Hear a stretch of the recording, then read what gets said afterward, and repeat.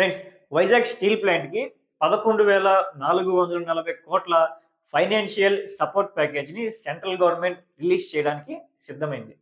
ఇక్కడ గుర్తుపెట్టుకోవాల్సిందేంటంటే financial support package మాత్రమే.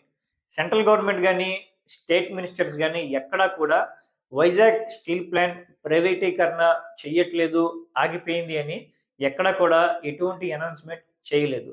సో, దీన్ని బట్టి చాలా క్వెషన్స్ రైజ్ అవుతున్నాయి. దీని గురించి ఇంకా డీటెయిల్‌గా తెలుసుకునే ముందు మన ఛానెల్‌కి కొత్తగా వచ్చినోళ్ళు సబ్స్క్రైబ్ చేసుకొని వీడియోని లైక్ చేయండి. మరి టాపిక్‌లోకి వెళ్ళిపోదామా? ఫ్రెండ్స్, వైజాగ్ స్టీల్ ప్లాంట్‌కి 11,440 కోట్ల సపోర్ట్ ప్యాకేజ్‌ని సెంట్రల్ గవర్నమెంట్ అందిస్తుందని చెప్పి అనౌన్స్ చేశారు.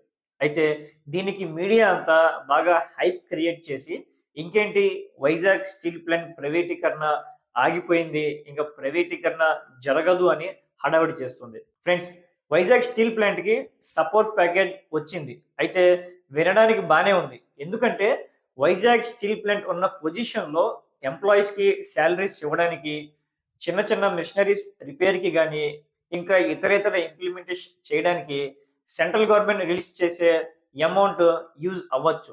కానీ కొంచెం జూమ్ ఇన్ చేసి చూస్తే ఇది ట్రిక్ అని నా స్ట్రాంగ్ ఒపీనియన్. ఫ్రెండ్స్, ఇక్కడ అనుమానం వచ్చే పాయింట్ ఏంటంటే చిన్న లాజిక్ చెప్తాను.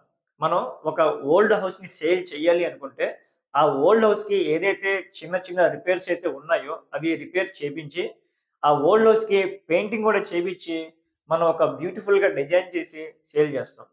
ఎందుకంటే మనం అనుకున్న దానికంటే కొంచెం ఎక్కువ రిటర్న్స్ వస్తాయని ఎక్స్‌పెక్టేషన్స్ పెట్టుకుంటాం.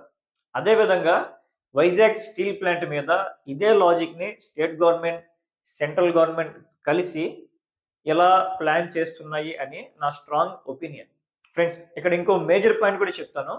స్టేట్ మినిస్టర్స్ గాని, సెంట్రల్ మినిస్టర్స్ గాని ఎవ్వరు కూడా మేము వైజాగ్ స్టీల్ ప్లాంట్ ప్రైవేటీకరణ ఆపేస్తున్నాము, వైజాగ్ స్టీల్ ప్లాంట్ ప్రైవేటీకరణ ఆగిపోయింది అని ఎవరు అనౌన్స్‌మెంట్ చేయలేదు.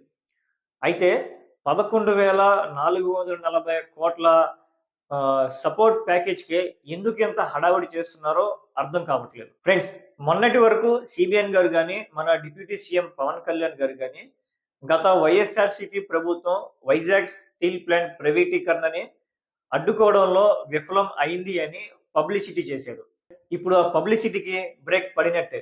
ఎందుకంటే గత వైఎస్ఆర్‌సీపీ ప్రభుత్వం వైజాగ్ స్టీల్ ప్లాంట్ ప్రైవేటీకరణకి వ్యతిరేకంగా అసెంబ్లీలో తీర్మానం చేశారు అని మన సెంట్రల్ మినిస్టర్ కుమారస్వామి గారు ప్రెస్ వేదికగా చెప్పారు.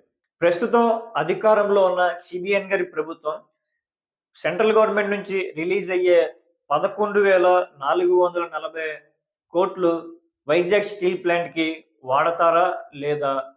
నెక్స్ట్ రాబోయే అసెంబ్లీ సమావేశాల్లో వైజాగ్ స్టీల్ ప్లాంట్ ప్రైవేటీకరణకి వ్యతిరేకంగా అసెంబ్లీలో తీర్మానం చేస్తారా లేదా వేచి చూడాలి. ఫ్రెండ్స్, ఎప్పటికైనా విశాఖ ఉక్కు ఆంధ్రుల హక్కు.